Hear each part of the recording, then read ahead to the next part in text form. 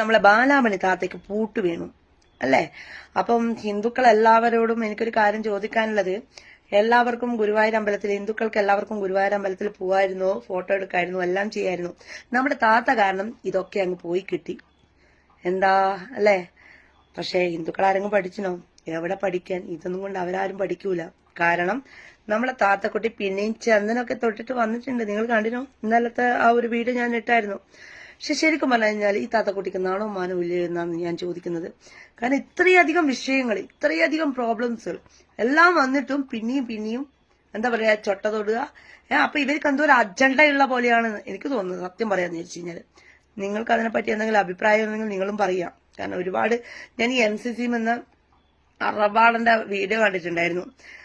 എന്നെ പറ്റിയിട്ടും ശ്രീലേച്ചിനെ പറ്റിയിട്ടും ഹരിതേനെ പറ്റിയിട്ടും ഒക്കെ ഈ ഇവൻ വീഡിയോ ഇട്ടിട്ടുണ്ട്. അതായത് ജസ്നയുടെ കയ്യിൽ നിന്ന് എത്ര വാങ്ങിയെന്നൊന്നും എനിക്കറിയില്ല. കാരണം എന്തെങ്കിലും വാങ്ങിയിട്ടുണ്ടാവും, എന്തെങ്കിലും ചെറിയ എന്തെങ്കിലും കൊടുത്തിട്ടുണ്ടാവും. കാരണം അവൾക്ക് അതാണല്ലോ ശീലം.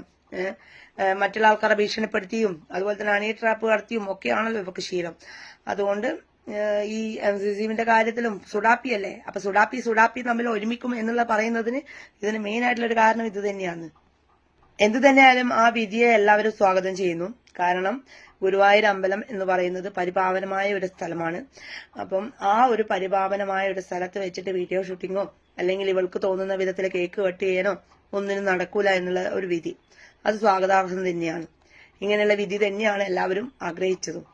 എന്നിട്ടും എന്താ പറയേണ്ടത്, ഇങ്ങനെയുള്ള ഈ മറ്റേ ഓരോ തരം പേക്കൂത്തുകളൊക്കെ കാണുമ്പോൾ ശരിക്കും പറഞ്ഞാൽ ചിരിയാണ് വരുന്നത്. ഇനിയിപ്പോ മതേതരവാദികളൊന്നും ഇതിനകത്ത് പറയുമോ ഇല്ലോ എന്നൊന്നും എനിക്കറിയില്ല. പക്ഷെ ഒരുപാട് ആൾക്കാർ ജസ്റ്റിനെ പറ്റി വീഡിയോ ചെയ്യുന്നുണ്ട്. ഇന്ന് ജസ്റ്റിനെ സപ്പോർട്ട് ചെയ്ത, അതായത് ചാനലുകാർക്കൊക്കെ ഇന്നാണ് ബോധം വന്നത്. ഇതുവരെ ഇതിനെ പറ്റിയിട്ട് ഒരു വാക്ക് പോലും, നമ്മളൊക്കെ ഒരുപാട് ചീത്ത മേടിച്ചു കിട്ടിയ പൊന്നാങ്ങളമാർക്കുണ്ടെങ്കിൽ നമ്മളൊക്കെ ചീത്ത മേടിച്ചു കിട്ടിയതാണ്. അപ്പൊ ഇന്നൊക്കെ എല്ലാവർക്കും മനസ്സിലായി എന്താണ് ഇവിടെ സംഭവിക്കുന്നത്, എന്താണെന്ന്. ചാനലുകാരെല്ലാം പുറം ലോകത്തേക്ക് വിളിച്ചു പറഞ്ഞു. നിങ്ങൾ എല്ലാവരും കണ്ടതാണല്ലോ അല്ലെ? ഹൈക്കോടതി വേണ്ടി വന്നു ചാനലുകാർക്ക് വിവരം വെക്കേണ്ടിയിട്ട്. അപ്പൊ ഇന്നത്തെ ആ വിധിയോട് കൂടിയിട്ട് ചാനലുകാർക്കും വിവരം വെച്ചു. ചാനലുകാർ എല്ലാവരും പറഞ്ഞു. കാരണം അന്നത്തെ ആ ഒരു കേക്ക് മുറിയോട് കൂടിയിട്ട് ഇവിടെ വളരെ വലിയ വിഷയങ്ങളാണ് ഇവിടെ സംഭവിച്ചുകൊണ്ടിരിക്കുന്നത്. ഹിന്ദുക്കൾ എല്ലാവരും ഒറ്റക്കെട്ടായിട്ട് പ്രതികരിച്ചു തുടങ്ങി. അത് തന്നെ വലിയൊരു മാറ്റത്തിന്റെ കാര്യം തന്നെയാണ്.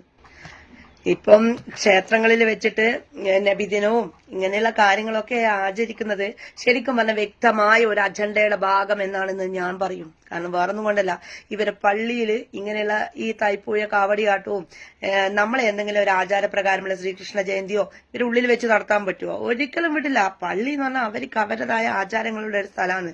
അതുപോലെ തന്നെ നമുക്ക് ഹിന്ദുക്കളെ നെഞ്ചത്ത് ആർക്ക് വേണിക്കലും എന്ത് വേണ്ടിക്കലും ചെയ്യാം എന്നുള്ള ഒരു ധാരണയിലാണ് ഇപ്പോഴത്തെ ഈ ഒരു സമൂഹം. ഹിന്ദുക്കൾ മതേതരത്വം കാത്തു സൂക്ഷിക്കുന്ന ആൾക്കാരല്ലേ സഖാക്കന്മാര്. അപ്പൊ ഇതല്ല ഇതിനപ്പുറം നടക്കും സുഹൃത്തുക്കളെ. കഷ്ടം തന്നെ. നിങ്ങളെ ഓരോ കാര്യങ്ങൾ ഓർത്ത് സംഭവാമി യുഗേ യുഗേ.